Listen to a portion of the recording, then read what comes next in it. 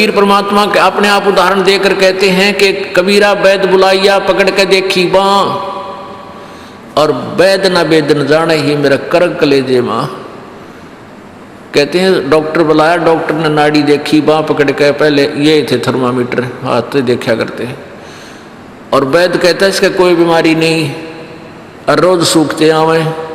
कहते हैं कबीरा वैद बुलाइया पकड़ के देखी बाँ, और वैद न वेदन जाने ही मेरा कर कलेजे माँ। उस परमात्मा की और यहाँ के दुखों का जो दुख है, यहाँ के दुखों को देख देख कर कुत्ते ने देखे खाज किधर कीड़े पड़ रहे उसके हैं, किसी खाज लग रही है। ये भी पहले आप जैसे अड़े चौड़े हो कांडे थे और बढ़िया बढ़िया सूट गाड़ के चाले थे, भक्ति करी को नाच ब्रैन माटी करवा ली। तो ये बातें उनको तुरंत याद आने लग जाएंगी जिनकी आंखों का मोतियाबिंद का ऑपरेशन हो गया, अर्थात जिनको तत्व ज्ञान हो गया। अब तो हम देखते हैं कुत्ते हैं, गधे हैं, सुअर हैं, बैल है, जोड़ रखा गाड़ी में, भर रखा सामान, चलता नहीं तो दे लट्ठा गद्दा गधोरी उस पर। तो हमने सोचा ये तो ऐसे बनते रहेंगे और हम ऐसे ही मनुष्य बने रहेंगे। काल ने ऐसी बुद्धि भ्रष्ट कर रखी हमारी, क्योंकि ज्ञान है नहीं। ज्ञान हो तो हम ये नहीं सोच सकते, क्योंकि यहाँ तो प्रत्येक प्राणी का अपना किया कर्म इसको मिलेगा।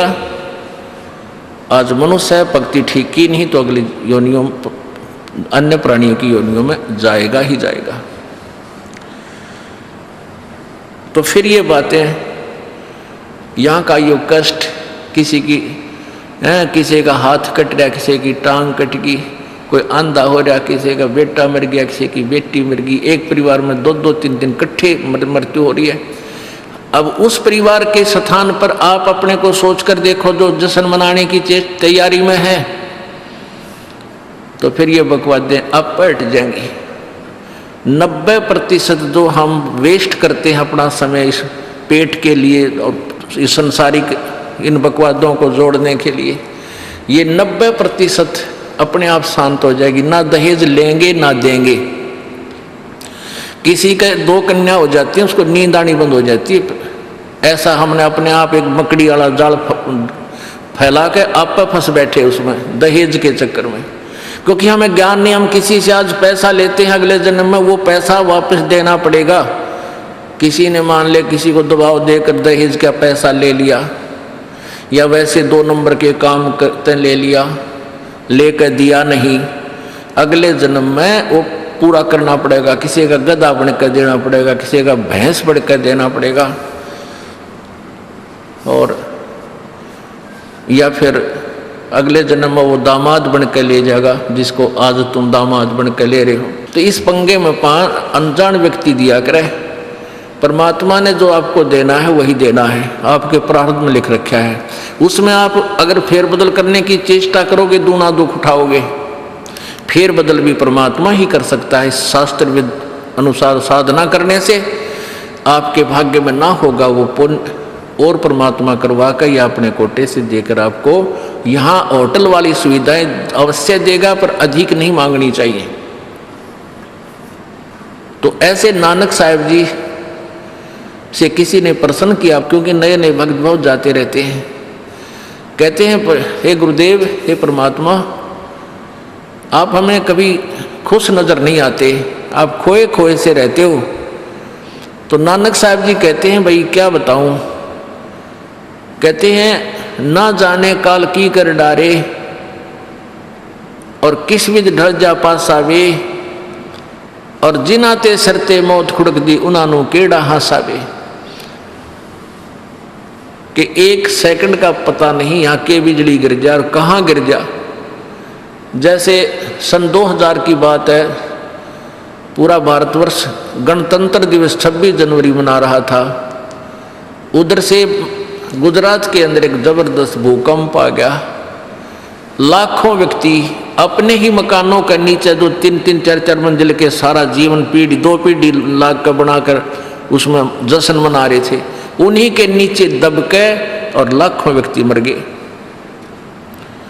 सुबह सुबह का समय, छुट्टी का दिन, और सारे घर में सेट थे।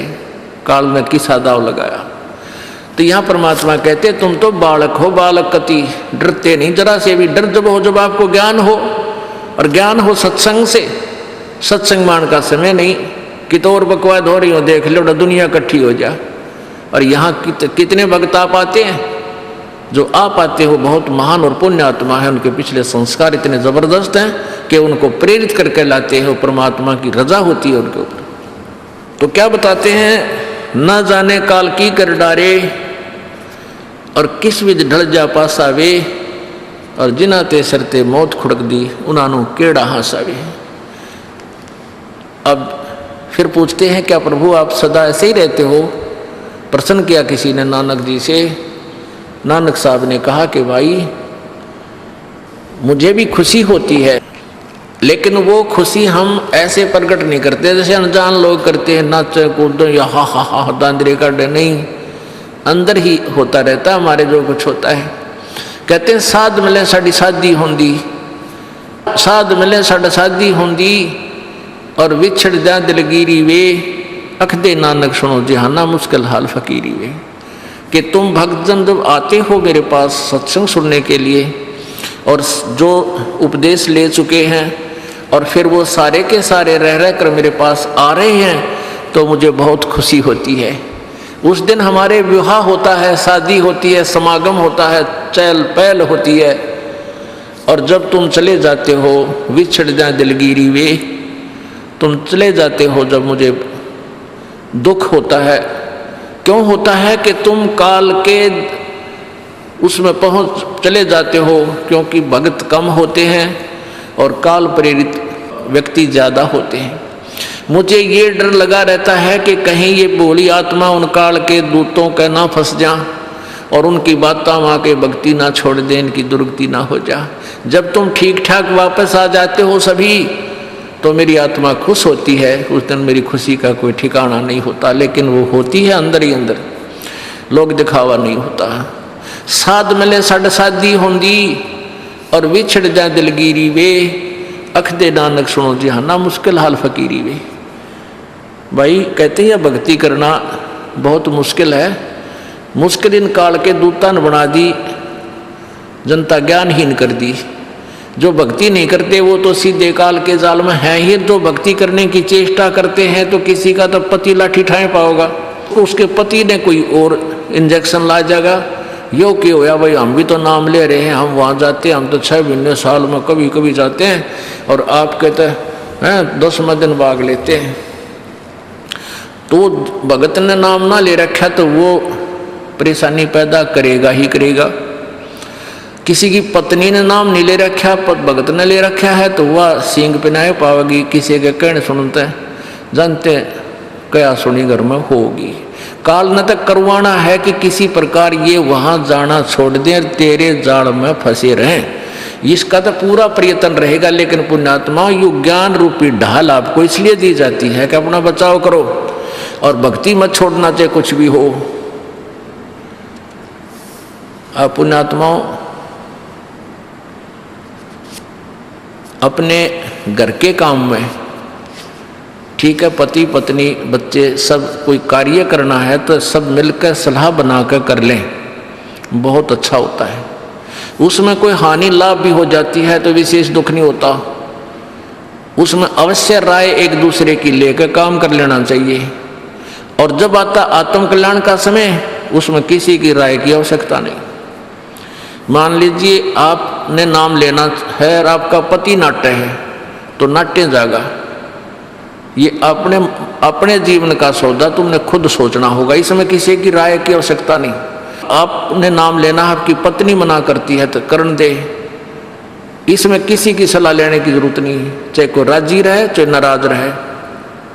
यदि मीराबाई उस समय ये सोचती कि तेरी माँ क्या कहेगी, तेरे पिता क्या कहेगा, ये समाज क्या कहेगा, तो मंदिरों में जाती है। क्योंकि उस समय ठाकुर समाज अपनी बहन बेटियों को घर से नहीं निकलने देते थे, पर्दों में रखते थे। लेकिन मीराबाई बालक नहीं रही थी, समझदार थी वह। उसको पता था कि आज तो मैं लोक लाज कर मैं आकर भक्ति नहीं करूँगी, और फिर कुतिया बनकर बाजार में हांडूंगी, कोई मेरी इज्जत का रक्षक नहीं मिलेगा। तो ये ज्ञान से ही ऐसी दृढ़ता आती है। संघर्ष किया और सफल हुई, क्योंकि मालिक के नाम पर जो संघर्ष करते हैं, सच्चे जलते हैं हृदय से, उनकी परमात्मा मदद किया करता है। ये पिछले इतिहास देख लो। क्या बताते हैं? मात पिता सुत स्त्री आलस बंधु कान, संत दर्श को जब चले ये अटकावे आने। मात पिता सुत पुत्र को कहते हैं। स्त्री जैसे कोई बालक हैं 15, 16, 10 वर्ष के, वो माता पिता के अधीन होते हैं। और बच्चे का समझ में आ गई और माता पिता मना करते हैं तो उनके अधीन है वो। और बच्चे जवान हो गए, बूढ़ा बूढ़ी अगर समझ में आ गई, फिर वो बालक बाधा करेंगे, वो रोकते टोकते हैं। तीसरा दिन चल पड़ते हो, किराया कितने डावा फलाना है, यानी कुछ ना कुछ बाधा कर सकते हैं। किसी का पति बाधा कर सकता है, किसी की पत्नी बाधा कर सकती है। जब भक्ति की तरफ अग्रसर होता है या सत्संग में आने की तैयारी करता है। या फिर आलस बंधु कान, आलस माने आप ढीले गोडे छोड़ दे, फिर देखांगे इबका नहीं जाता, सर्दी घनी है, गर्मी घनी है। और या बंधु कान, लोक लाज, इनके कारण ये है भक्ति में बाधक। अब क्या बताते हैं परमात्मा? मात पिता सुत स्त्री आलस बंधु कान, संत दर्श को जब चले ये अटकावे आण। इनका अटकाया अटके नहीं, और संत दर्श को जाए कह कबीर सो संत है आवागमन नसावे।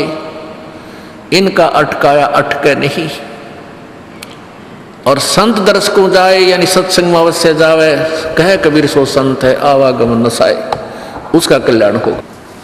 आज मीराबाई जी का कितनी श्रद्धा और आदर के साथ नाम लिया जाता है। और यदि वो उसी तरह की क्रियाएं करती जो उस समय की बहन बेटियां लोक लाज में फंसका अपना जीवन बर्बाद करगी, आज वो कुतिया बनी आंडे। परमात्मा कहते नकबे सर नकबा बनी वह पैर थी हार हमेल, और सुंदरी से वह कुतिया बनी सुन साहिब के खेल। बीबी पड़दा रहे थी डोडी लगे थी बार, अब गातु गाड़े फिरती है वो बन कुतिया बाजार। वो पर्दे की सुंदरी सुनो संदेशा मोर, इब गातु गाड़े फिरती है वो करें सरायों शोर। अब जो डोडी पर्दे जिनका लग गया करते, पर्दे में रहा करती थी, जो अपने आप को ऊंच घरों की बेटियां बहू कहा करती थी, उनका सत्संग की छीट लगी नहीं, करते बाहर निकली नहीं। पूर्व जन्म की पुण्यात्मा थी, उनको कोई रानी बन गई, कोई महारानी बन गई, कोई अच्छे घर में इस मायाधारी मस्करिया का जन्म हो गया। और वो भगवान से दूर रहने के कारण फिर अगले जन्म में कुतिया की योनि पाती है। तब तो पर्दों में रहती थी, उंगली भी ना दिखने देती, किसी बाहर कहीं हमारी बेइज्जती ना हो जा, मेरी पत्नी जो है सत्संग में चलेगी तो इज्जत का नाश हो जाएगा। और वह इज्जत फिर उगाड़ी आंडा है कुतिया बनकर। कहते नकबे सर नकबा बनी पैर थी हार हमेल, 1-1 लाख के गहने पैरा करती, आज वो सुंदरी से कुतिया बनी देख साहिब के खेल। तो पुण्यात्मा ये इन बातों से डर लगना चाहिए। इन बातों से डर लगने लगेगा, मालिक में रुचि बनेगी और भजन करने को दिल करेगा। और ये लोग दिखावा जो ड्रामा है, नाचा कूदी, ये बकवाद मन में आवे को नहीं, ये कहने की आवश्यकता नहीं पड़ा। दास ने कैसा मत करियो, हाँ कहना तो पड़ता है एक बार बालक को, कुछ दिनों के बाद फिर आपकी रुचि ना बढ़े।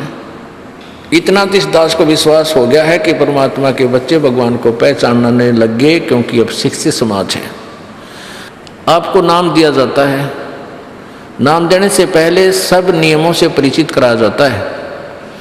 और हमने ये पुस्तक बनाई है भक्ति सौदागर को संदेश, इसके प्रथम अध्याय में ही हमने नियमों का पूरा विस्तार से विवरण दिया है कि कोई भी पुण्यात्मा इस आश्रम की तरफ आएगा तो पहले तैयार होकर आवे। पहले क्या होता था कि भक्तजन समझाते थे नाम ले लो तुम्हारा कल्याण हो जाएगा, बड़े सुख होते हैं, यहाँ आ जाते थे उपदेश लेने। और यहाँ आकर के हम फिर उनको लिस्ट दिखाते थे, ये नियम निभाने हैं, तो बात जाते थे कि नहीं हमारा भी ये नियम नहीं नंबर। क्योंकि वो उल्टे रंग में रंगे हुए वो सारे। तो अब उनको पहले ये लिख कर दे दिया कि तुम तैयार होकर आ जाना, तुम्हारा मन मानने तक आना, क्योंकि कल्याण होगा इस मर्यादा में रहने से। तो अब ये दास देख रहा है कि अब कितना डर लगता है बहन बेटी भाइयों को, बच्चों को। अब वो कहीं, क्योंकि समाज हमारा जो है सारा का सारा समाज काल प्रेरित है, उन्हीं क्रियाओं को कर रहा है जो ना करने वाली होती हैं। और हमारा भक्त एक घर में एक व्यक्ति ने नाम ले लिया और 5-6 व्यक्ति वो सारे शास्त्र विरुद्ध साधक हैं, तो उनके साथ संघर्ष बनता है बेचारे का जा करके। फिर भी वो इतना दृढ़ है, डरता है, आकर पूछता है जी मेरे पे ऐसी गलती होगी, मेरा नाम तो खंडनीय हो गया, आगे से नहीं करूँगा। तो कहने का भाव ये है कि पहचानने लग गए तुम परमात्मा को और संघर्ष करना सीख गए, आप सफल होगे, देख लेना एक दिन। ये नाखून पालिश लगाते हैं, ओठों पर इसी बूंदी शक्ल बना लेते हैं, लाल वो लगा कर लिपस्टिक, इतना बेहुदी शक्ल बन जाती है। कहते हैं अब ऐसी मर्यादा बन गई, बहन बेटियां कहते कि हम ऑफिस में जाते हैं तो ये लिपस्टिक वगैरह नहीं लगाते, नेल पेंट नहीं लगाते, तो क्या कहते हैं उस दूसरे कि तुम्हारे घर में कोई मर गया क्या? अरे थारा गजब भैया, ये बकवाद करने तो सारे जी जाओगे तुम, अकल खत्म होगी। यानी एक मर्यादा बन गई, जो ऐसे उल्टे काम ना करे उसने हे समझन लागे। निरंजन धन तेरा दरबार जहाँ तनिक नहीं न्याय विचार, सारे उल्टे काम में राजी रहे। लेकिन हमारी बेटियां अब संघर्ष करती हैं कि हाँ उनको ज्ञान हो गया, वो तो बालक हैं, कुछ भी कह सकती हैं। तो अब हम सबको बताते हैं ये ऐसा नहीं करना, क्योंकि पहले हमारा ज्ञान गांव में ज़्यादा चला था। इस दास ने गांव गांव में जाकर प्रचार किया, तो वहाँ तो ये था को ना लिपस्टिक का फंड था, ना कोई नाखून पालिश लाया करती, मेहंदी मुंदी ला लेती, तो यार वो भी मना कर दिया हमने, समझा दिया कि इसका कोई फायदा नहीं है, अपना भक्ति करो। तो वो तो सब एक साधारण सी बात ही छोड़ छाड़ दी। अब शहरों में फैल गया परमात्मा का जो ज्ञान है। अब शहरों से जो बेटियां आती हैं वो सारे तो नाखुना निशी बुरी हालत सनाए पाओगी। और इधर बिहार में तो और बेगन हो रहा कति बुढ़ी बालक सारे लाल ये नाखुना न कति नो कुसुती तरह पेंट करके लाओगे, नो चमकान दे। अब इनको समझाना पड़ता है कि ये नहीं करोगे तो मान जाते हैं कि नहीं आगे नहीं करेंगे हम, तो इनकी आवश्यकता भी क्या है? भगवान ने जो कितने सुंदर नाखून पहले बना के दे रखे, इन पर क्या फायदा और बकवाद करने की? तो मालिक ने जो अंग दे रखे हैं वो बहुत अच्छे बना के दे रखे हैं, इसमें हमको फेरबदल करें ही हमारी वो लोग दिखावा मेकअप है, इसकी हमें आवश्यकता नहीं। अब तो हम आपको बता रहे हैं, समझा रहे हैं पहली बार, फिर आप पे सियाने हो जाओगे, आपकी अब पर रुचि ना करे। जैसे नानक साहब कहते हैं, ना जाने काल की कर डारे किस विध डल जा पास आवे, जिना के सरते मौत खड़क दी नानू के डांस आवे। अब प्रसंग था कि साध मिले साड़ी शादी होंगी और भी छड़ जा दिलगिरी वे, अख दे नानक सुनो जहाना ये मुश्किल हाल फकीरी वे। तो नानक साहब क्या बताते थे कि तुम जाते हो यहाँ से सत्संग सुनकर, और वहाँ आप ऐसे समाज में जाते हो जो सब काल प्रेरित होकर के वो साधनाएं, वो क्रियाएं, वो ड्रामाबाजी करता है, जिससे मुझे डर लगा रहता है कि कहीं आपकी क्रियाएं भंग ना हो जाएं और आप काल के मुंह में चले जाओ। जब तुम वापस आ जाते हो तो मुझे बहुत खुशी होती है कि परमात्मा के बच्चे काल के जाल से बचे हुए, तो उस दिन खुश होता हूँ मैं। और तुम चले जाते हो तो मेरी एक तो वो ज्ञान के यहाँ काल का लोक है, ना जाने कब जाना पड़ जावे, इस कारण से डर से अपनी भक्ति करता रहता हूँ। और एक तुम्हारी भी चिंता खाती रहती है कि कहीं काल के जाल में ये बालक फिर ना फंस जाएं। तुम वापस आ जाते हो एज इट इज, तो फिर मेरी खुशी का ठिकाना नहीं रहता। साध मिले साड़ी शादी होंगी, साध यानी साधु संत, ये भक्त आप साध हो, साध माने जो साधना कर रहा है, और साधु सोए जो सीधा चाल है, यानी जो और लोग दिखावा बकवाद नहीं करता, शराब मांस तम्बाकू नहीं पीता, और मेकअप वगैरह शरीर के वापस जरूरत नहीं। कहते पति भरता भावानी चोम चटक श्रृंगार, जो पति भरता यानी जिसने केवल अपने पति से ही लगा हुआ है, फिर उसने बकवाद करने की क्या आवश्यकता है? तो कहने का भाव यह है कि हम सच्चे ढंग से जब लगेंगे फिर हमने अब पे इच्छा ना हो किसी वस्तु की। परमात्मा कहते हैं इस काया का गर्व ना करियो के काला के गोरा रे, और बिना भजन इसका कुछ काम ना आवे, चाहे एतर छड़को चारों ओरा रे। ये शरीर क्या है, ये गोरा दिखा है चाहे काला किसी का, इसने थोड़ा सा छोल के देख लो, एक जैसा कोबाड़ सब में भरा पड़ा है। ये ऊपर पालिश का फर्क रखे, अरे इससे नाम अच्छा बूढ़ा मान लेते हैं। नहीं, ये चाहे काला है चाहे टेढ़ा बेढ़ा है, चाहे किसा बूढ़ा काना लंगड़ा है, इसमें जब भक्ति कर गया वो सफल है, और इस मेकअप में लग गया रहा वो असफल है, चाहे वो कितना सुंदर दिखता हो। तो पुण्यात्मा परमात्मा कहते हैं ये मिट्टी है, इस मिट्टी से हमने लाभ उठाना है, इसे सोना बनाना है, भक्ति रूपी धन कमाना है, तो इसी से कमाया जाएगा। अब प्रसंग है कि झूठे सुख को सुख कहे, ये मान रहा मन मोद, ये सकल चबीना काल का, कुछ मुख में कुछ गोदी। अब परमात्मा आप बताओ, मैं आकर के बोली आत्मा हमें जगा रही है, हमने काल के कुएं की भांग पी रखी है, यहाँ की मान बढ़ाई और इस माया की। कबीर परमात्मा कहते हैं कबीर ये माया अटपटी या त्रिगुणमयी माया, ब्रह्मा विष्णु महेश के द्वारा जो हमारे अंदर प्रेरणा कर रखी है, त्रिगुणमयी माया के विषय बता रहे हैं। कबीर ये माया अटपटी सब घट आण अड़ी, किस किस को समझाऊं ये तो कुएं भांग पड़ी। अब किस किस ने समझावा, सब एक तरह की भांग पी के एक जैसे विचार, एक जैसे बोल, एक जैसा ज्ञान इन्होंने ग्रहण किया हुआ है, और ये दास सच्चा ज्ञान सुनाता है, इसका विरोध करते हैं, इसको जल्दी समझ नहीं पाते, क्योंकि इनको इस माया रूपी और अज्ञान रूपी भांग का नशा हो रहा है। तो परमात्मा कहते हैं कबीर ये माया अटपटी सब घट आण अड़ी, और किस किस न समझाऊं या तो कुएं भांग पड़ी, यानी सब ने एक जैसा ही ज्ञान ग्रहण करा, खैर सबके एक जैसे विचार हैं। अब झूठा सुख कौन सा है, इन कार कोठियों को हम अपना मानते हैं, संतान संपत्ति को अपना मानते हैं। इसका उदाहरण आपको दे दिया। परमात्मा कहते हैं राम नाम कड़ुआ लगे और मीठे लगे दाम, दुविधा में दोनों गए भाई, माया मिली ना राम।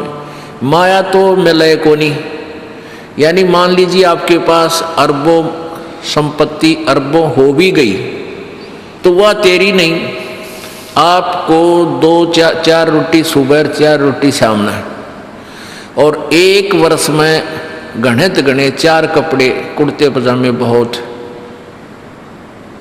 1 वर्ष में खत्म। आप पाटे को नहीं, ऐसा काम रह रहा आजकल, और 2 जोड़ी चप्पल कुर्ते जूते, और 1 खाट का स्थान, 1 चारपाई आ जा, गणित गणित 2 आ जा, जितने एक परिवार एक व्यक्ति को 1 चारपाई। कहने का भाव यह कि ऐसा सीमित सा मकान, इतने की आवश्यकता आपको है, और बाकी पैसा आपके पास उसने के सिर में मारोगे, क्या करोगे उसका? अब या तो कि तो बकवादा में लावेगा, कि तो शराब पीवेगा, कि तो और कोठी खरीद कर गिर देगा, उस पर कोई कब्जा कर लेगा, फिर लट्ठम लट्टा मुकदमे होंगे, या कोई ले लेगा रिश्तेदार या कोई मित्र बनकर फिर देखो ना, फिर खेचा तानी रात ने नींद आओ ना, वह रखेगी बगन में पात्रे, वो माया तने जीर्ण नहीं दे। और माया तो परमात्मा कहते हैं इस जीव की सबसे बड़ी शत्रु है, जो भगवान से दूर करे। अभी झूठे सुख को सुख मान लिया, कार कोठी होगी, बढ़िया व्यापार बिजनेस या कोई नौकरी होगी, तो भगवान से 100 कोस दूर है वो प्राणी। कोई एक आध पुण्यात्मा इसे प्रेरणा होकर आ जाता, वो तो फॉर एग्जाम्पल होते हैं। तो परमात्मा कहते हैं इसे सुख का आग लगे जो भगवान से दूर करे। परमात्मा कहते हैं वो दुख अच्छा हमारे लिए जो परमात्मा के चरणों में हमें लगाए रखे। कबीर साहब कहते हैं सुख के माथे पत्थर पड़ो जिससे नाम रट देते जावे, और बलिहारी वो दुख जो पल पल नाम रटावे। कि हे परमात्मा इसे सुख की हमने जरूरत नहीं, जो भगवान से दूर करे। पत्थर पड़ो इसे सुख के ऊपर, और बलिहारी उस दुख के जो पल पल नाम रटावे। जैसे भक्त नाम ले रखा किसी ने और उसको कोई पीड़ा हो जाती है, चिंता शुरू हो जाती है उसको, हे भगवान कदे कैंसर ना हो जा, हे परमात्मा कोई और ऑपरेशन ना बन जा। तो वहाँ तक जाता है जहाँ डॉक्टर के पास, और भगवान याद रह कर आता है। और वहाँ जाकर डॉक्टर करता है अल्ट्रासाउंड और एक्सरे वगैरह करके बता देता है कि आपको वैसी कोई खास बीमारी नहीं है, नॉर्मल सी है, ये दवाई लो ठीक हो जाए। उसके बाद फिर परमात्मा के गुण कितने गाता है वो। जो भक्ति से दूर हैं वो तो भूल भाल जाते हैं, उनको तो परमात्मा याद आता है, कोई ना डॉक्टर दिखे। और पुण्यात्मा जो भक्ति करते हैं उनको डॉक्टर नहीं भगवान पहले दिखाई देता है। पुण्यात्मा, आपके प्रारब्ध में, आपके संस्कार में मृत्यु है और कैंसर से है, और वो होगी, नाम ले रखा आपने। और डॉक्टर ने भी डिक्लेयर कर दिया कि कैंसर है भाई। पीछे आपको उदाहरण दिया था, एक लड़का रोहतक से, इकलौता पुत्र, और 10 साल के बाद पुत्र प्राप्ति हुई, और उस लड़के का कान में कैंसर बता दी, PGIMS रोहतक तक। उन डॉक्टरों ने फाइनल कर दिया और उसका पूरा डाटा अपने मोबाइल में नोट कर लिया कि इसका ऑपरेशन करवा ले और दिल्ली ले जा, हम नहीं कर सकते। वो रोता हुआ यहाँ आए। अब क्या है कि ये काल बड़ा उस्ताद है, थोड़ा सा सुख होते ही भगवान ने भूलन लग जाए। वो 5 महीना में आए हमारे पास रोहतक से, जबकि आए महीने आना चाहिए था। 5 महीने में पता क्या भाई कितने दिन में आए, वो 5 महीने वाला गेला। हमें भी ज़्यादा खींचातानी करें भाई इतना लेट क्यों हो गया, तो भगवान ने नहीं चाहिए तो फायदा क्या होगा। ये कुदरती है, जब इस महीने 2 महीने में आपके प्रेरणा नहीं उठी, लोर नहीं उठी आने की, तो फिर भक्ति कहाँ चल रही है आपकी। बंधन तोड़ कर आ जाओगे जिसके अंदर भक्ति चल रही है, चाहे कितनी दूर भी क्यों नहीं है इंसान। भारत में कोई दूर थोड़ा, कोई वीजा थोड़ा बनवाना है दोबारा आने के लिए, और वो भी नहीं आ पाते हैं, फिर भक्ति नहीं चल रही उनकी। तो फिर रो दोनों, और लड़का भी रो और उसकी पत्नी भी रो, उसका बाप भी, दोनों। वो लड़का छोटा ही था, 12-13 साल का। कहने लगे जी कैंसर बता दी, हमारा इकलौता पुत्र है। बुरा हाल मेरी नहीं सुने, रोए रो। वहाँ बेटा बात सुनो, आप दोबारा चेक कराओ और पूरी श्रद्धा रखना मालिक में। आप दोबारा ऑपरेशन कराने से पहले चेक जरूर करा लेना, ऑपरेशन नहीं मना करता मैं, और ऑपरेशन भी मालिक की दया से सफल होया करे इसी बूंदी बीमारी का। तो उनके यह बात जच गई, जानते डॉक्टर से कहा जी इसको ऐसे, वो रिपोर्ट दिखाई और फिर कहा जी, वो डॉक्टर ने कहा अभी मैं दोबारा चेक कर लूँगा। मालिक प्रेरणा करता है कि एक बार चेक करना पड़ेगा, मैं ऑपरेशन करने से पहले चेकिंग फिर करूँगा। दोबारा चेक किया, उसने बताया इसका कोई कैंसर नहीं है और कान की हड्डी बढ़ा है, और 6 महीना में एक बार दिखा जाइए, आप पर ठीक हो जाइए। अब पुण्यात्माओं, अब उस परिवार को भगवान कितना प्यारा लगेगा, कितनी श्रद्धा बढ़ेगी। और आए महीने 2-2 चक्कर काटेंगे, तो इंसान तो होंगे, शैतान होंगे, तो फिर आपत्ति आओगी उन पर। भगवान से दूर होते ही फिर ये विरानमाटी होगी। तो कहने का भाव ये है कि सुख के माथे पत्थर पड़ो जो नाम हृदय ते जा, और बलिहारी उस दुख के जो पल पल नाम रटावे। संत शरण में आने से फिर आई टले बला, और जय मस्तक में सूड़ी होवा कांटे में टल जा। ये मालिक की वाणी है, गलत नहीं हो सकती। इसका हम कितना लाभ उठा सकते हैं वो हमारी अपने अंतःकरण की जो है व्यवस्था के ऊपर डिपेंड करता है। हमारी कितनी भावना है, कितनी हमारी लगन है मालिक में। अब कुछ भक्त ऐसे भी आते हैं जी, हमें लाभ ना होया, पाठ भी करा लिया, जोत भी चढ़ा दी, और 3 बार आ लिया मैं, ईसा डिठोरा दिखाऊंगे, मेरा ऊपर जानो बहुत बड़ा, मुझे ही ज़्यादा आवश्यकता है, इसने कति नहीं। वो बेचारे बालक हैं, 1ली-2री कक्षा के, वो कुछ भी बोल सकते हैं, उनको ज्ञान ही नहीं। और ऐसे लाखों लोग हैं जिनको निरे सुख हो लिए। तो परमात्मा तो वही है, एक ही ट्रांसफार्मर में तो सबको कनेक्शन दे रखा है, और जिसके पंखे कूलर चल रहे हैं वो भी उसी लाइन से जुड़े हैं, और जिनके नहीं चल रहे हैं वो भी उसी लाइन से जुड़े हैं। तो उनका कोई कनेक्शन डिफेक्टिव है, उसको फिर चेक कराएं, लाइट पावर वही है। कहते हैं सतगुरु के दरबार में कमी काहे की ना, अंसा मौज नहीं पावता तेरी चूक चाकरी में।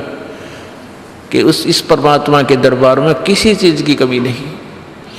और परमात्मा आपको बताते हैं कि यदि तुझे लाभ नहीं मिल रहा तेरी चूक चाकरी में, आपके अंदर कोई श्रद्धा में कमी है, आपकी भावना में कमी है, या आपका कनेक्शन लूज है, आपका कनेक्शन कट ऑफ हो गया, वह पावर आ नहीं रही।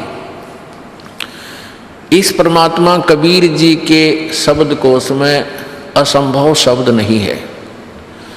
इस कबीर परमेश्वर की डिक्शनरी में इम्पॉसिबल वर्ड नहीं है, ये वो भगवान है। और फिर भी हम इससे लाभ नहीं प्राप्त कर पा रहे हैं, तो हमारी कोई क्रियाओं में, हमारी भावनाओं में त्रुटि है। और जब तक देखो सीधी सी बात है, हमने हैंडपंप से जल लेना है तो पात्र को नीचे ही रखना पड़ेगा। तो सतगुरु के दरबार में आके आपको अधीन होना ही पड़ेगा। अधीन हुए बिना भगवान मदद नहीं करेगा। रावण ने भक्ति भी की, लेकिन उसमें अधीन्य की कमी थी, और अधीन्य की कमी उसको लेकर डूबेगी। नहीं, रावण जैसी भक्ति कोई 7 जन्म नहीं कर सकता, कितना साधक बन जाओ। जब परमात्मा के नाम पर यहाँ से काट कर चढ़ा देना अगले समर्पण, तो कहने का भाव ये है कि और फिर उसके अंदर जैसा किया वैसा फल उसको मिलता रहा, लेकिन अधीन्य नहीं आई, फिर सारी करी कराई खो दी। तो इसलिए हमारे अंदर विनम्रता यानी सच्ची लगन, अंतःकरण में सत्यता, छल कपट नहीं रखा माड़ी सी भी अपने सच्चे दरबार में आवे। गुरु जी के प्रति कोई विकार, यहाँ कर कोई भी दोष नहीं देखे। यदि आप किसी में दोष देख रहे हो, वो दोष आपके अंदर है। एक चोर के यहाँ कोई व्यक्ति डट गया रात में, रात चलता शरीफ व्यक्ति, तो वो चोर सारी रात जागता रहा कि कहीं ये रात ने उठ कर तेरे घर में गड़बड़ ना कर दिया, चोरी ना कर ले जा। और वो भला आदमी सामने सोया था, सवेरे उठा और सवेरे राम रमी करके चला गया, रात काटनी थी। अब वो दोष उस चोर में था कि कदे ये चोरी ना कर ले, रात ने तेरा सामान ना निकाल ले जा। और वो भला आदमी चैन से सो रहा, उसको लेना नहीं देना। तो ऐसे ही एक घर में चोर आ गया, रात रात चलता व्यक्ति था, वो था चोर, डट गया किसी के घर पर। उस भले व्यक्ति ने वो चोर ना दिखाई दे था, क्योंकि उसमें दोष नहीं था। उसने अपने घर में उसको रोका, गर्मी सर्दियों के दिन थे, वहीं जहाँ आप सारा परिवार सो रहा था वहाँ सो गया। रात में उठ कर उन्हीं के घर में चोरी करके चोर जाता रहा। अब वो भले आदमी के मन में दोष नहीं था, वो ना जागया, क्योंकि उसने अपने जैसा दिखा था। और वो भला आदमी उस चोर के घर डटा, तो उस चोर ने वो भला आदमी भी चोर दिखाई देता, वो दोष उसके अंदर है। तो इसी प्रकार आप किसी अन्य में कोई दोष देख रहे हो, वो आपके अंदर उससे अधिक मिलेगा। ये टटोल कर देख लेना। जब आपके अंदर कोई दोष है नहीं, तो आपको दूसरे में दिखे को ना। ये एक अपना दर्पण है अपने अंदर के विकार देखने का। परमात्मा कहते हैं बुरा जो देखने में चला, बुरा ना मिलिया कोई, और जब दिल खोजा अपना, मेरे तो बुरा नहीं कोई। जो क्रिया हम बुराई करते हैं हम दूसरे में देख लेते हैं, 20 आगे गावांगे, देख रहे वो नौकरो थी, वो नौकरो था, और वो आप 20 करे उतने। तो हमने पहले अपने अंतःकरण को साफ करना चाहिए, फिर और करें तो अपने आप बढ़ेगा। तो हम ठेकेदार ना बनकर अपनी भक्ति करें और परमात्मा को पाने का प्रयत्न करें, यहाँ से पीछा छुटवाने का। ये व्यवस्था तो मालिक की है, वो किसने कैसे क्या सेट करना है। तो इस प्रकार यहाँ आते हुए भी लाभ नहीं हो रहा, फिर भी आपकी कोई कमजोरी आपको सेध रही है, दुख दे रही है, बाधक बन रही है, उसको ठीक करो। अब प्रसंग चल रहा है कि झूठे सुख को सुख कहे ये मान रहा मनबोध, ये सकल चबीना काल का, और कुछ मुख में कुछ गोद है। अब परमात्मा क्या बताते हैं,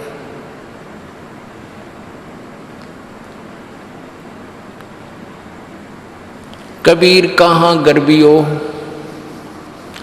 कबीर कहाँ गर्बियो, ये देही देख सुरंगे, बिछड़वा मिल नहीं जो का चढ़ी भुजंगे। परमात्मा कह रहे हैं क्या इस सुंदर शरीर ने रोज 3 बार शीशा देख कर इसने राजी हो रहा है। कहते हैं एक बार जब भक्ति नहीं करी, छूट गया तो ऐसे जागा जैसे सरप कैंचुली छोड़ जाया करे। और उस कैंचुली के में फिर दोबारा प्रवेश नहीं कर सकता वो।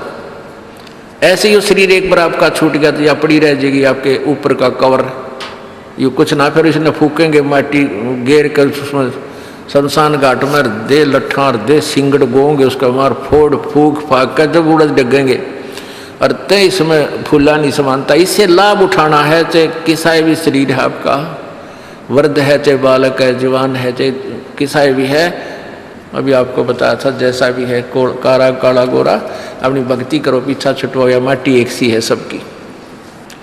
परमात्मा कहते हैं भाई कहाँ जन्मे का पाले पोसे और खूब लड़ाए लाडे, ना बेरा इस देह के कहाँ खड़ेंगे हाडे, ना जर बेरा कित मारेगा काल।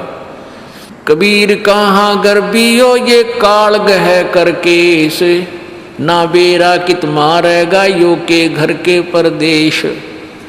कहते हैं के फूला फिर ऐसे छोटे से नकली सुख मान रहा तू, और काल जो है तेरे बाल पकड़ेगा।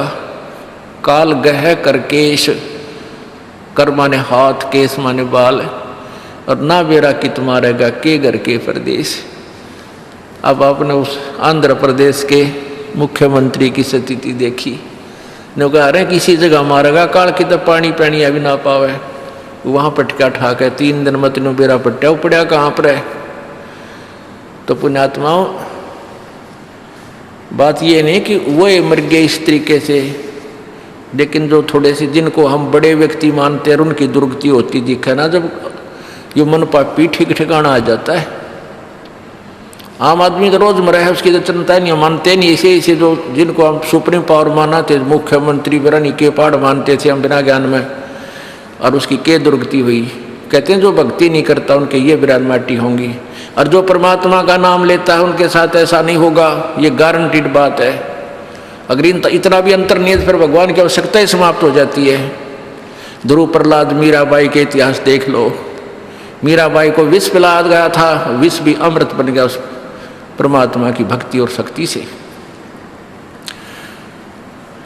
इसलिए पुण्यात्माओं आपको जो ये क्रिया कर रहे हैं आपका घनी काम आओगी। अब तो आपको ना इतना महसूस हो रहा है, लेकिन आने वाले समय में कहते हैं कल्पे कारण कौन है कर सेवा अपनी काम, और मन इच्छा फल देऊंगा जो पड़े मेरे ते काम। आपका मित्र है मुख्यमंत्री, आपका मित्र है प्रधानमंत्री, आपका एक्सीडेंट हो जाता है, एक्सीडेंट में मृत्यु हो जाती है, वो नहीं बचा सकता चाहे आपको कितना ही निकटतम है, वो स्वयं अपनी जान नहीं बचा सकता। तो वहाँ धनी का रोल शुरू हो जाता है, जहाँ परमात्मा का रोल शुरू होता है जो ऐसे स्थान पर आपकी रक्षा करेगा।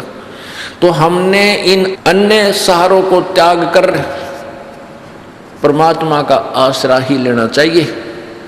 जैसे द्रौपदी को नंगा किया जा रहा था, दुशासन उसका चीर पकड़ के उतारने को तैयार था, तो पहले तो उसके मन में ये था कि भीष्म पितामह, द्रोणाचार्य और कर्ण जैसे ये हमारे यहाँ पर वयोवृद्ध बैठे हैं, हमारे पूर्व बुजुर्ग बैठे हैं, इनकी क्या हिम्मत है मुझे नंगी कर देंगे सभा में। सभा में पूरी हजारों की संख्या में आदमी बैठे और 500 पांडव बैठे वहां पर जुए में हार के द्रौपदी को। पहले तो उसने देखा कि भीष्म पितामह, द्रोणाचार्य और कर्ण जैसे योद्धा बैठे हैं, ये सूरवीर व्यक्ति हैं, किसी भी बहन बेटी की बेइज्जती सूरवीर सहन नहीं कर सकता। लेकिन वो उस दुष्ट दुर्योधन के मलिन अन्न को खाकर भीष्म पितामह, द्रोणाचार्य और कर्ण जैसों की भी बुद्धि भ्रष्ट हो गई थी, और वो भी बैठे बैठे देख रहे हैं, वो उसका नंगी करने के लिए तैयार है। तो उनके मन में कितना दोष होगा नालायकों के।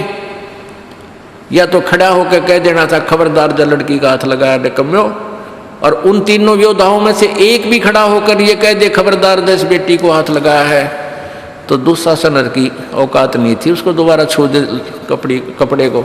वो इतने सूरवीर थे, उनको सबको पता था। लेकिन ज्ञान बिना और दुष्ट व्यक्ति के संग में अच्छे व्यक्ति भी बुरे बन जाते हैं। इसलिए सत्संग की आवश्यकता पड़ती है, सज्जन पुरुषों के संग की आवश्यकता है। तो ना तो भीष्म पितामह बोला, ना द्रोणाचार्य, ना कर्ण, फिर उसने सोची, पहले तो उनकी तरफ देखा द्रौपदी ने, लेकिन नीची नाड़ गर्दन कर ली, किसी ने कोई जवाब नहीं दिया। अपने पांचों पांडवों की तरफ देखा, जब तक तो ये सोच रही थी ये पांचों पांडव इन उद्मस तार देंगे, जब मेरे से हाथ भी लगा दिया तो ये मेरे रक्षक हैं, मेरे पति हैं। जब पांचों पांडवों की तरफ देखा तो उन्होंने भी नीची गर्दन कर ली, क्योंकि वो जुए में हार चुके थे। उस समय एक भगत बीज वहां बैठा था, विदुर, जो दुशासन का चाचा था, दुर्योधन का चाचा था, अंकल। उसने खड़ा होकर कहा था कि अरे बोले, अरे निकम्यो, दुशासन, दुर्योधन, तुम किसको नंगा कर रहे हो, किसकी बेइज्जती करना चाहते हो? तुम एक का परिवार, चाचे ताऊओं की इज्जत न्यारी नहीं होती बुद्धिमान व्यक्ति को। विदुर कहे ये बंधु थारा, एक का कुल एक का परिवारा। अब इस बात को जब विदुर ने कहा कि भले आदमियों तुम यूं तो देख लो, बेइज्जती किसकी कर रहे हो? पांडवों की पत्नी में तुम्हारी पत्नी में क्या अंतर है? दुनिया के थूकेगी तुमने, तुम्हारा एक ही कुल है, एक ही परिवार है, तुम अपनी इज्जत आप उतार रहे हो। कहते हैं दुशासन ने, दुर्योधन से छोटा भाई था, जो अपने चाचे के मुंह पर थप्पड़ मारा कि तू तो पांडवों का चमचा है। इन की ओर बोला करे सदा, तो बांदी का जाया है ना, तू बांदी से उत्पन्न हुआ है, क्योंकि वो बांदी से जन्म था। विदुर के मुख पर लगा थपेड़ा, तू तो है पांडवों का चेहरा, और तू तो है बांदी का जाया। और वहां पर कहते हैं भीष्म, कर्ण और द्रोण मुस्काया।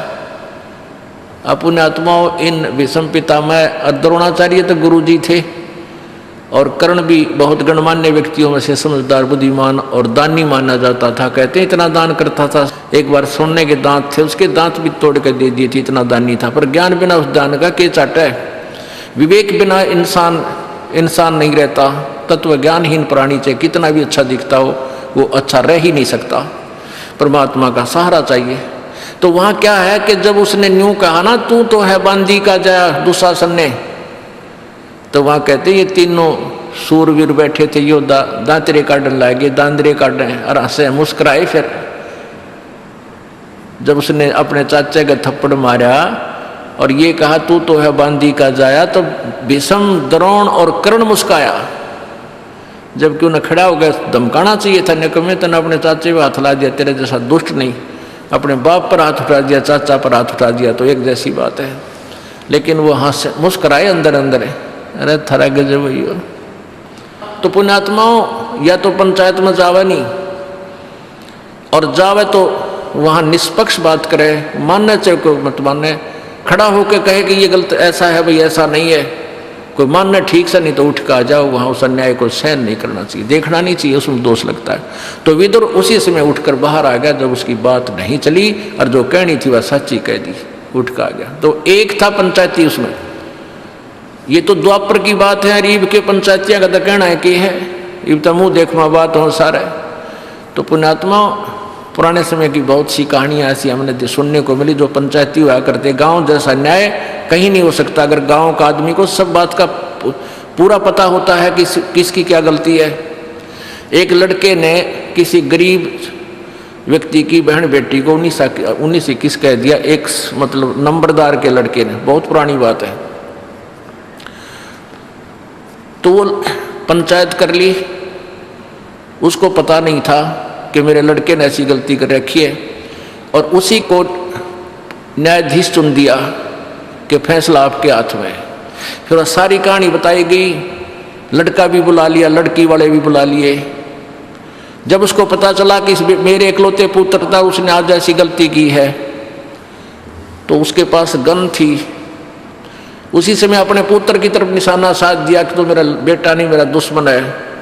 तो जिसकी लड़की थी उसने उसको ऊपर को कर दिया, लड़के का नहीं लगने दिया,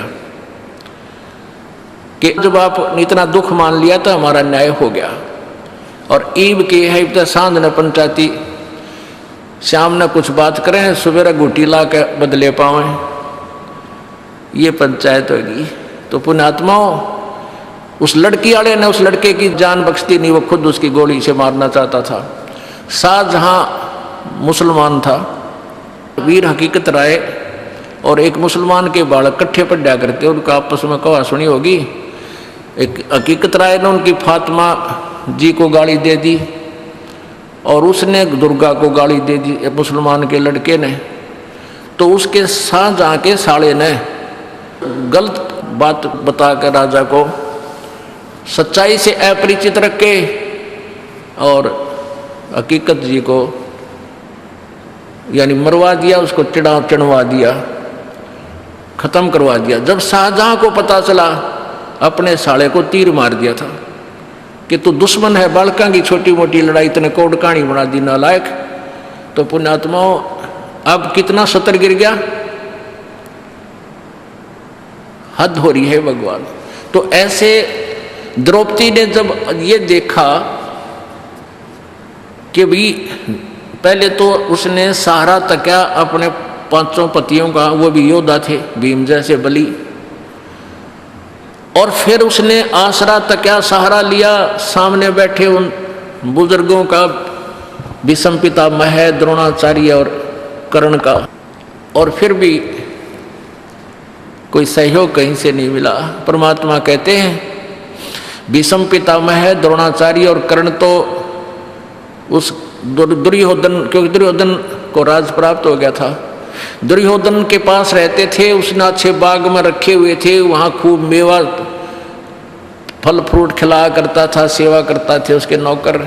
उस मलिन अन्न को खाकर वो उससे दबाव में आगे बंध गए उसके साथ, इसलिए नहीं सच्चाई कह सके। और 5 पांडव जुए में हार चुके थे, वो वचन बद्ध हो चुके थे, वचनों में बंध गए थे। तो परमात्मा कहते हैं बंधे से बंधा मिले छूटे कौन उपाय, और कर बंदगी निर्बंध की जो पल में दे छुड़ाए। अब जैसे 4 आदमी न्यारे न्यारे अलग अलग खंभा तो बांध रखे हैं, और एक बंधा हुआ दूसरे बंधे हुए से कहता तू मुझे खोल दे, मैं आपके आगे हाथ जोड़ता हूं। तो क्या वो बंधा हुआ व्यक्ति उसको खोल देगा? हाँ, कोई खुला व्यक्ति आ जाता है, उसको प्रार्थना करे तो सारे के बंधन खोल दे। तो परमात्मा निर्बंध है, बाकी सब बंधे हुए हैं, चाहे मंत्री है, चाहे मुख्यमंत्री है, चाहे प्रधानमंत्री है, चाहे पूरी पृथ्वी का कोई शासक है। केवल परमात्मा का सहारा लेने से ही हम परमात्मा से लाभ प्राप्त कर सकते हैं। हम दूसरे का सहारा लेते हैं तो परमात्मा पीछे हट जाता है। इसलिए हमने अपने ईश्वर को आगे रखना चाहिए प्रत्येक काम में। देखो, आप डॉक्टर के पास जाते हो, डॉक्टर दवाई दे देता है, आपको आराम हो गया, तो हमारे मन में ये आता है डॉक्टर की दवाई से नहीं, भगत के मन में ये आओगा कि मेरे परमात्मा ने दया करी। नहीं तो वो डॉक्टर दवाई दे, उसका रिएक्शन कर जाती है दूसरे आदमी का। दवाई देता है, वह दूने एक्शन शुरू कर देती है, वो लगती है कोई ना। और परमात्मा की शरण माने के बाद आपको वो बुद्धि परमात्मा, डॉक्टर भी उसी कंट्रोल में है, ऐसी दवाई दिवाओगा, एक गोली तो ठीक हो जा, और ना तो वह बात बढ़ के करा कि अपने कह खड़ी हो जा, ऑपरेशन तो भी पांडा ना छूटे। तो इस प्रकार कोई भी कार्य हमारा होता है, चाहे किसी से भी होता है, करे करावे साईं मन में लहर उठा, दादू सरदर जीव के अब बगल हो जा। आपके मन में भी नहीं आएगा कि इस व्यक्ति ने मेरा काम कर दिया। जब आप ज्ञान से परिचित हो जाओगे, आपको केवल परमात्मा ही याद आएगा, भगवान मेरे परमात्मा ने ऐसा किया, दाता आप बिना हो ही नहीं सकता थे। तो करावे साईं मन में लहर उठा, करावे किससे थे, लेकिन हमारा काम भगवान बिना नहीं होगा, और होता भी नहीं। तो हम फिर पतिव्रता पद पर आ जाएंगे कि हमने भगवान के अतिरिक्त किसी में आस्था रहे को ना, और है भी ये सच्चाई। तो तभी हम ऊपर उठेंगे, तभी हम परमात्मा के निकट आएंगे, और परमात्मा के निकट आएंगे तो फिर सारे लाभ होंगे। कहते हैं कल्पे कारण कौन है, कर सेवा निकाम। अब तू रह कर कल्पना करता है, कदे न्यू ना हो जाए भगवान न्यू हो जा। कहता तू निष्काम भाव से सच्चे दिल से बिना मनोकामना पूर्णा के अपने करता रहे, तू सेवा पूजा कर, साधना कर, मन इच्छा फल देवेगा जो पड़े दणीते काम। फिर आपको मन चाया फल देगा जब उस मालिक के सत्र का काम आवेगा। हम के मांगा, हाँ भैंस नहीं ना हुई है, आज दूध ना दिया, ठीक है गरीब आदमी ने इतना दुख बतेरा है यो भी, लेकिन आप भक्ति करो, जो मर्यादा हमने बता दी, इस नाम को जपते रहो। इसके जपने से, साधना करने से ये जो संसारिक सुख है आपके आप होंगे। इस मंत्र में, इस भक्ति में, ये बट नेचुरल है, ये बाई प्रोडक्ट है इस भक्ति का, जिसको तुम मांग रहे हो। जैसे किसान ने गेहूं बोने हैं, गेहूं बीजने का मुख्य उद्देश्य है अपनी जीवन रक्षा करने का, परिवार की जान बचाने का, कि हमें गेहूं मिले, कणक मिले। उसके लिए भूसा उसका उद्देश्य नहीं होता, वो तूड़ा उद्देश्य नहीं होता। अब देखा हमने कई पहले बड़े बड़े फार्म जिसके 20-20, 50-50 एकड़, 40-40, 100-100 एकड़ जमीन है, वो क्या करते हैं कि कंबाइन से कटा देते हैं, वो ऊपर से गेहूं निकाल लेते हैं, वो तूड़ा भूस पड़ा रहे वहां पर ऐसे छोड़ देते थे। उनका उद्देश्य गेहूं ही प्राप्त करना था। तो ऐसे ही हमारा उद्देश्य मोक्ष प्राप्ति है, और उसमें फिर वो तूड़ा जो है आप हो जाएगा। जैसे आपने गेहूं बीजे हैं तो तूड़ा यानी भूस तो होगा ही होगा, पहले भूस होगा और पाछे गेहूं मिलेगा। तो आप यदि उद्देश्य मोक्ष ही मानकर यहाँ कार्य करोगे, भक्ति करोगे, तो यहाँ सांसारिक सुख तो आपको मिलेंगे ही मिलेंगे, ये तो हो ही नहीं सकता, ये बाई प्रोडक्ट है इस भक्ति का। और हम मांगने तूड़ा आवे हैं, हम डिमांड ही इसकी करते रहते हैं, यूँ हो जा यूँ हो जा। कोई नहीं, नए नए बच्चे आते हैं, उनको ज्ञान नहीं, उनको तो हम कहते बेटा होगा, और होगा ऐसी बात नहीं, क्योंकि आपके भाग्य में नहीं है वो वस्तु। भाग्य में नहीं रही, प्रारब्ध में नहीं रही, तो आपत्तियां आई आपके ऊपर, पाप कर्म आपके बढ़ गए, तो परमात्मा कुछ फर्स्ट तो आपको अपने कोटे में तय आपको देगा, कबीर भगवान देगा इस दास के माध्यम से, और आपको राहत मिलनी शुरू होगी, ताकि आपका दिल डटे कि ये परमात्मा है या कबीर भगवान है हमारा। अब धर्मदास जी ने कबीर परमेश्वर जी से पूछा कि हे भगवान, कोई आप चमत्कार नहीं दिखाते? अब भोली भाली आत्मा शुरू में इसे प्रश्न किया करते हैं। परमात्मा बोले भाई संत चमत्कार नहीं दिखाया करते, वो तो बंडेलियां का काम वो है, जादूगरा का। और फिर क्या देखता है, कुछ दिनों के बाद वो भी ठीक हो गया, उसका भी आराम हो गया, वो रोता आया था, उसका सुख हो गया। तो धर्मदास कहता है फिर आप, ये महाराज जी आपने तो कमाल कर दिया, कति चमत्कार करके दिखा दिया, आज वो फलाना ठीक हो गया। परमात्मा बोले भाई संत चमत्कार नहीं करा करते, और वो संत नहीं जिससे चमत्कार ना हो।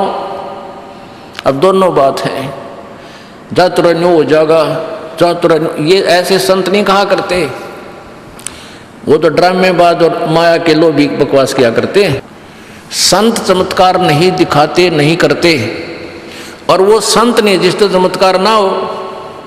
अब दोनों बात हैं, समझदार समझ गए होंगे। अब प्रसंग चल रहा था कि हमने परमात्मा को ही आधारित मानकर चलना पड़ेगा, और परमात्मा में कितनी श्रद्धा हो कि साईं यो मत जानियो प्रीत घटे मम चहत, मरूं तो तुम सुमरत मरूं जीवत सुमरूं नत। अब एक भक्त की कैसी भावना होनी चाहिए अपने परमात्मा के प्रति। परमात्मा में इतना प्यार, इतना कसक, इतना लगाव हो कि भगवान को ऐसे ही मत समझना, परमात्मा को ऐसे ही ना समझना, मेरे दिल में प्रीत कम ना हो जा। साईं यूं मत जानियो प्रीत घटे मम चत, और मरूं तो तुम सुमरत मरूं और जीवित सुमरुनित, कि परमात्मा को ऐसे ही कोई ऊपरले भाव से ही इसमें लगाव मत बनाना।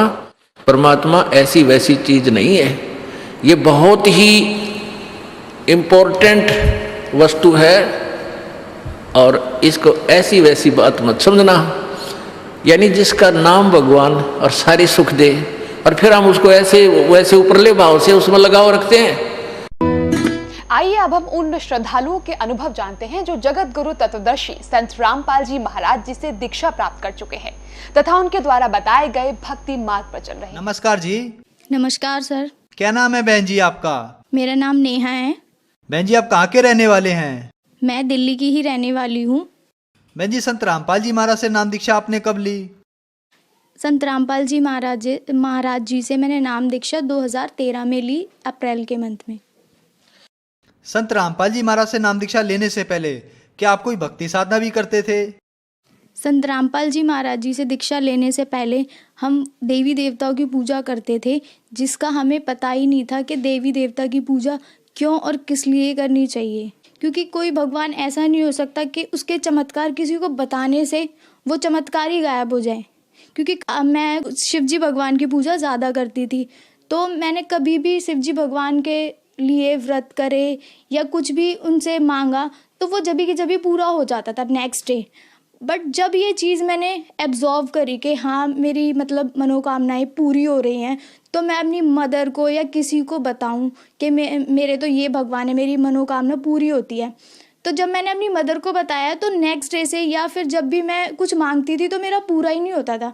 तो मैं ये सोचती कि भगवान ऐसा होता है कि मनोकामना किसी को बता देने से फिर वो उसकी मनोकामना ही नहीं सुनता, ऐसा तो नहीं हो सकता।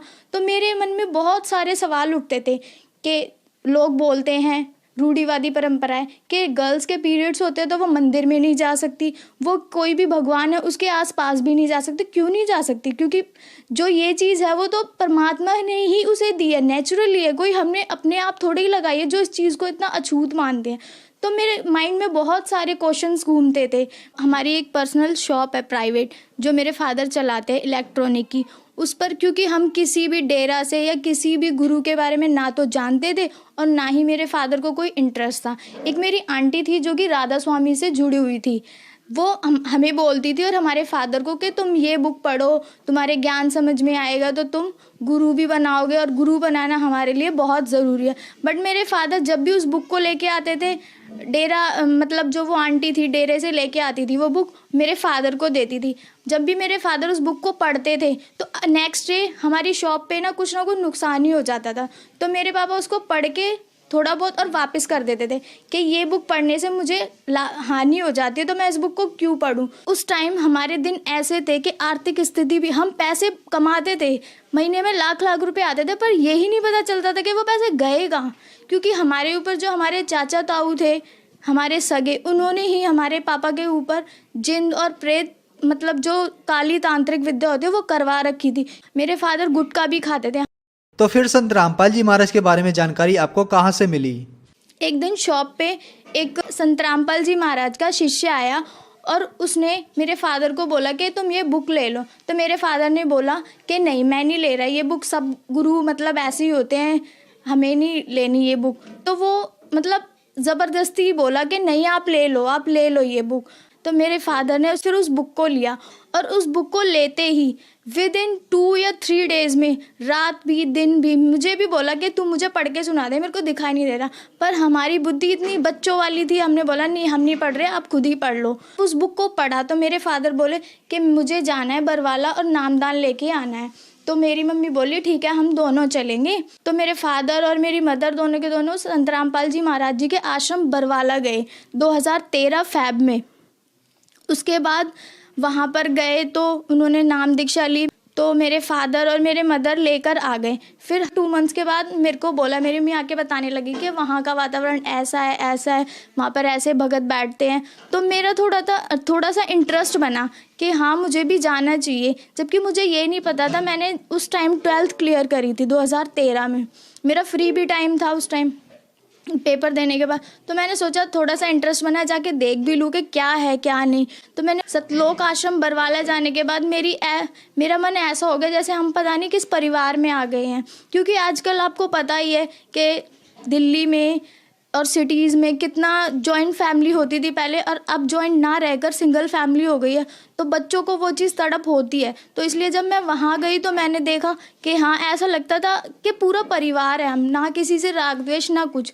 तो मैंने सोचा कि हाँ मुझे भी नाम दीक्षा लेनी चाहिए। बट मुझे इतना ज्ञान नहीं था कि गुरु बनाना चाहिए या नहीं चाहिए। बट मैंने उस टाइम अप्रैल में मैंने संत रामपाल जी महाराज जी से दीक्षा ले ली। बहन जी हमने सुना है कि संत रामपाल जी महाराज से नाम दीक्षा लेने के बाद श्रद्धालु को बहुत सारे लाभ प्राप्त होते हैं, तो क्या आपको भी लाभ प्राप्त हुए संत रामपाल जी महाराज से नाम दीक्षा लेने के बाद? हाँ सर, मुझे मेरी मानसिक स्थिति मतलब जो आजकल का कल्चर है उसमें मेरा थोड़ा सा माइंड लगा हुआ था। मैं थोड़ा सा ना मेंटली डिस्टर्ब थी। एक तो यहाँ सिटी में और ऊपर से रूढ़िवादी मेरे फादर और मदर की थोड़ी सी सोच थी कि बॉयज़ और गर्ल्स इक्वल नहीं होते। तो मेरे को इस चीज़ से बहुत इरिटेशन होती थी कि नहीं, गर्ल्स क्यों नहीं है बॉयज़ के बराबर। जब मैंने नाम दीक्षा ली तो इससे मेरे माता पिता की सोच में भी प्रभाव हुआ और मुझे भी मेंटली जो डिस्टर्ब रहती थी मुझे भी उससे आराम हुआ। और मेरे जो फादर थे उनके ऊपर भूत प्रेत का साया रहता था। वो डेली की डेली जब भी पूजा करते थे तो उन पे भूत खेला करते थे और वो अकेले, हम तो स्कूल चले जाते थे, उसके बाद मेरी मदर संभालती थी उन्हें। वो एक पैर पे खड़े होकर डांस किया करते थे और नवरात्रों में वो अपना खून चढ़ाया करते थे मूर्ति पे। संत रामपाल जी महाराज जी से दीक्षा लेने के बाद मेरे फादर का गुटका छूटा, उनके ऊपर भूत प्रेत की साया बिल्कुल ख़त्म हो गया और उनके शरीर में जो कैंसर बताया था डॉक्टरों ने, क्योंकि कैंसर की तो कोई दवाई है ही नहीं, अगर आप इलाज भी करोगे तो भी वो इलाज कंटिन्यू रख के भी आप कभी भी मृत्यु को प्राप्त हो सकते हो। तो मेरे फादर ने दवाई छोड़ दी थी कि नहीं, मैं अब दवाई खाऊंगा ही नहीं, और उन्होंने किसी को बताया भी नहीं था कि मुझे कैंसर है। जब उन्होंने संत रामपाल जी महाराज जी से दीक्षा ली उसके बाद उन्होंने बोला कि मुझे कैंसर था, घर में बताया, क्योंकि उन्हें पता था कि मैं घर में बताऊंगा तो पहले से ही हमारी आर्थिक स्थिति खराब हो रही है और ज़्यादा मेंटली डिस्टर्ब हो जाएगी मेरी मदर। क्योंकि मेरे फादर मेरी मम्मी को बोलते थे संत रामपाल जी महाराज जी से नाम दीक्षा लेने से पहले कि मैं कुछ दिनों का और हूँ, मैं मर जाऊँगा उसके बाद। तो मेरी मम्मी इस चीज़ को लेकर रोती थी, इसलिए मेरे फादर ने मेरी मदर को नहीं बताया था। जब संत रामपाल जी महाराज जी से दीक्षा ले ली थी उसके बाद जब उनका कुछ विद इन मंथ कैंसर में राहत मिली तो मेरे फादर ने मेरी मदर को बताया कि हाँ, मुझे पहले कैंसर था और शरीर में गांठें भी थी उनकी, वो कैंसर की, वो अब ख़त्म हो गई है। और मुझे टाइफॉइड था 2 साल पहले, तो वो 2 साल पहले टाइफॉइड था हल्का फुल्का, तो मुझे लगा कवर हो जाएगा। मैंने थोड़ी बहुत मेडिसिन ले ली, क्योंकि गुरुजी भी कहते हैं कि दवाई भी परमात्मा ने ही बनाई है, उसका उपयोग भी हमें करना चाहिए। जब मैंने दवाई खाई तो उस टाइम ठीक हो गया था, बट उसके जो सिम्टम्स होते हैं वो क्लियरली ठीक नहीं हुए थे। फिर मुझे अभी 3 मंथ्स पहले सितंबर में टाइफॉइड दोबारा हुआ। मुझे पहले फीवर चढ़ा बहुत तेज़, फिर टाइफॉइड हुआ। मैंने जब टेस्ट कराया तो टेस्ट के उपरांत जो टाइफॉइड था वो 320 था। तो मैंने डॉक्टर को पूछा तो मैं एक दिन रोने लगी गुरुजी के दरबार के सामने के संत रामपाल जी महाराज, आपके सिवा कोई डॉक्टर है ही नहीं इस दुनिया में, क्योंकि सभी पैसे के लिए भाग रहे हैं। किसी को ज्ञान ही नहीं है कि समाज की सेवा से लाभ होता है या पैसों से लाभ होता है। तो उसी टाइम मैंने जल अमृत लिया जो संत रामपाल जी महाराज के जो दिया जाता है आश्रम में, मैंने वो प्रसाद लिया और उस प्रसाद को लेते ही विद इन आवर मेरा जो फीवर था वो बिल्कुल गायब हो गया और मुझे रिलैक्स फील हुआ। तो फिर मैंने दवाई छोड़ दी। मैंने कहा मैं अब दवाई नहीं लूँगी, जब मेरा टाइफॉइड परमात्मा ने ठीक ही कर दिया तो मैं डॉक्टर के आगे धक्के क्यों खाऊं। पहले आर्थिक स्थिति खराब थी, जब संत रामपाल जी महाराज जी से दीक्षा ली तो हमारी जो आर्थिक स्थिति थी वो भी ठीक होने लगी, क्योंकि जो हमारे पैसे थे पहले हमें यही नहीं पता चलता था कि वो जाते कहाँ हैं, क्योंकि हर महीने हर तीसरे महीने तो हमें तांत्रिकों के पास जाना पड़ता था कि हमारे भूत प्रेत वापस आ गए हैं तो उन्हें भगाओ। इन्हीं के चक्करों में लगे रहते थे हम। जब हम संत रामपाल जी महाराज जी से दीक्षा लेकर आए तो हमें इन खर्चों से भी निजात मिला और बाकी जो डॉक्टर्स को खर्चे देने पड़ते थे फालतू दवाइयों के, उनसे भी निजात मिला। तो जो भी अब मेरे पापा कमाते हैं उससे हमारी फाइनेंशियल स्टेटस ठीक हुई। आज मेरी फैमिली संत रामपाल जी महाराज जी की दया से बिल्कुल खुशहाल है। बहन जी, संत रामपाल जी महाराज से नाम दीक्षा लेने के बाद आपको बहुत सारे लाभ प्राप्त हुए, तो जो समाज आज आपको देख रहा है और वो भी किसी न किसी बीमारी से ग्रस्त है, तो क्या वो भी संत रामपाल जी महाराज से नाम दीक्षा लेने के बाद ठीक हो सकते हैं? उनके लिए आप क्या कहना चाहेंगी? पूर्ण संत रामपाल जी महाराज जी वो अभी भी जेल में है और फिर भी उनका प्रचार इतनी तेजी से चल रहा है। जनता को ये देखना चाहिए कि उनका प्रचार तेजी से क्यों चल रहा है और इस बात में सच्चाई क्या है, क्योंकि जब तक हम सच को देखेंगे नहीं तब तक हमें पता नहीं चलेगा कि सच क्या है। क्योंकि एक कवि ने कहा है कि अगर कबीर साहिब आज होते तो वो जेल में कहीं सड़ रहे होते। तो ये बात आज के ज़माने में सत्य है, क्योंकि हमारे संत रामपाल जी महाराज जी कबीर जी द्वारा दिया हुआ ज्ञान ही बता रहे हैं कि कबीर ही पूर्ण परमात्मा है। इसीलिए हमारे संत रामपाल जी महाराज जी को राजनीतिक षड्यंत्र के तहत जेल में डलवाया गया है। तो जब तक जनता जागरूक नहीं होगी तब तक कुछ नहीं हो सकता, क्योंकि इतने युग बीत गए हमें भटकते भटकते, और इन गुरुओं को भटकाते हुए गुरुओं ने हमें इतना भड़काया है कि हमें हिंदू, मुसलमान, सिख, ईसाई बना दिया है, जबकि परमात्मा एक है। जब परमात्मा एक है तो हम इतने सारे गुटों में क्यों बटे हुए हैं? जब बच्चा होता है तो अपनी माँ की कोख में एक ही प्रकार से जन्म लेता है, तो उसका भगवान अलग कैसे हो गया? सब धर्मगुरु कहते हैं कि परमात्मा एक है, तो उस परमात्मा का नाम क्यों नहीं बताया आज तक किसी ने कि वो परमात्मा कौन है, उसका नाम क्या है? चाहे वो हिंदू हो, चाहे वो मुसलमान हो, चाहे वो सिख हो, चाहे वो ईसाई हो, तो हम क्यों अलग अलग पूजा कर रहे हैं जब परमात्मा एक ही है? तो मैं आप सबसे यही निवेदन करना चाहती हूँ कि जब परमात्मा एक है तो उस परमात्मा की खोज करो कि वो है कौन, जो सबको लाभ देता है और मोक्ष प्रदान करता है। तो मैं सबसे यही कहना चाहती हूँ कि संत रामपाल जी महाराज जी का ज्ञान पढ़ो। मैं उससे ज़्यादा नहीं कहना चाहती, क्योंकि जब तक आप ज्ञान ही नहीं पढ़ोगे तो आपको पता क्या चलेगा कि ये धर्मगुरु हमें जो बोल रहे हैं वो सच है या झूठ है। क्योंकि संत रामपाल जी महाराज जी ने यही बोला है कि ज्ञान पढ़ोगे तभी पता चलेगा कि सच और झूठ क्या है। धर्मगुरु हम इसी चीज़ से लेके राजनीतिक खेल खेल रहे हैं, और जब तक हम इस चीज़ के लिए जागरूक नहीं होंगे जब तक कुछ नहीं हो सकता। चाहे हम कितने भी पढ़ लें, चाहे कितने भी डिग्री पास कर लें, क्योंकि पढ़ने का एक यही लाभ है कि हम पढ़ के ये देख सके कि झूठ क्या है और सच क्या है। तो इसीलिए मैं कहना चाहती हूँ कि संत रामपाल जी महाराज जी का ज्ञान सुनो और निर्णय करो खुद, और नाम दीक्षा लो। बहन जी, संत रामपाल जी महाराज से नाम दीक्षा कैसे ले सकते हैं? संत रामपाल जी महाराज जी से नाम दीक्षा चैनल पर, टीवी पर आता है, उसके नीचे हेडलाइंस चलती हैं।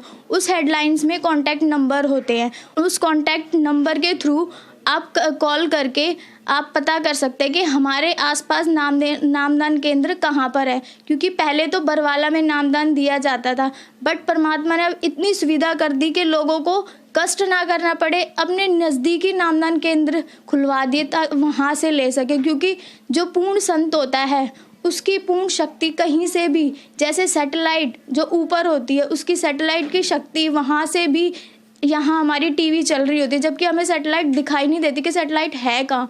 ऐसे ही पूर्ण संत तो उससे भी ऊंचा होता है, वो कहीं पर भी हो उसकी शक्ति वहीं से काम करती है। इसी प्रकार हमारे जो नामदान केंद्र खोले हुए हैं, आप वहाँ जाकर आप नज़दीकी नामदान केंद्र से जब भी आपको टाइम लगे, जब भी आपको ज्ञान समझ में आए पूरा, आप वहाँ जाकर संत रामपाल जी महाराज जी से नाम दीक्षा लेकर पूर्ण मोक्ष और लाभ प्राप्त कर सकते हैं।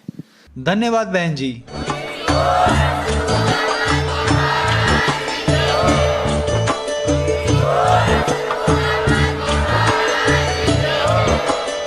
आप सुन रहे थे जगत गुरु तत्वदर्शी संत रामपाल जी महाराज जी के मंगल प्रवचन। अधिक जानकारी के लिए विजिट कीजिए हमारी वेबसाइट www.jagatgururampalji.org। संत रामपाल जी महाराज जी के शुभ आशीर्वाद से पूरे विश्व भर में 500 से भी ज्यादा नाम दीक्षा केंद्र हैं, जिन पर संत रामपाल जी महाराज जी द्वारा ऑनलाइन निशुल्क नाम दीक्षा दी जा रही है। अपने नजदीकी नाम दीक्षा केंद्र का पता करने के लिए संपर्क करें 8222880541।